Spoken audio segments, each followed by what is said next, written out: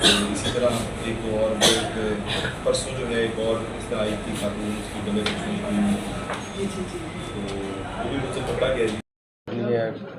डेढ़ 2 मिनट मुकम्मल करनी है आपको। जो मौका पर ये शिकायत मिली है, क्या इस पर इनिशिएटिव लेंगे आप, क्या कार्रवाई करेंगे? देखिए जी, सबसे पहली बात तो ये है कि हमने ये मीडिया पे भी बताया जाता है, हमने हॉस्पिटल में जगह जगह लिख के लगाया हुआ है कि बाहर से कोई चीज़ नहीं आएगी, पेशेंट का एक पैसा खर्च नहीं होगा। अगर कोई कंप्लेंट होती है तो उसी वक्त एमएस को बताएं, डीएमएस को बताएं, एएमएस को बताएं। और फॉर्चुनेटली आप लोगों के लिए कि मैं 24 घंटे अस्पताल में मौजूद रहता हूँ। मेरा घर कहीं बाहर नहीं है, मैं हॉस्पिटल के प्रेमिसेस में ही रहता हूँ, इसी बिल्डिंग में रहता हूँ।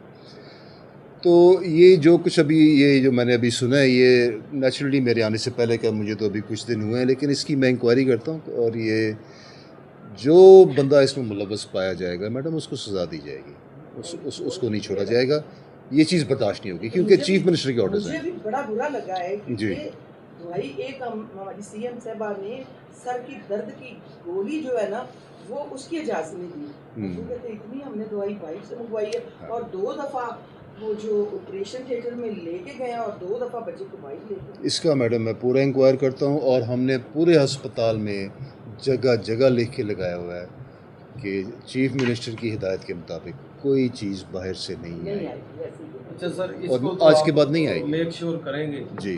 जो बात पहले आपसे की जा चुकी है कि यहाँ पे कोई हेल्पलाइन होनी चाहिए, कोई ऐसा सेंटर बनाया जाए, कोई ऐसी कंप्लेंट सेंटर बनाया जाए जहाँ पे लोगों की रसाई हो सके।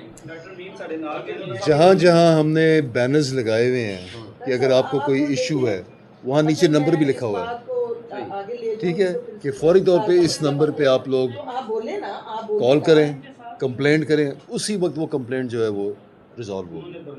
सर डॉक्टर साहब भी खुद भी ना करेंगे ना, ऐसे अपडेट साहब दे ला के दी गए, लेकिन बात है कि इसकी मोशन वो आप करने विजिट कर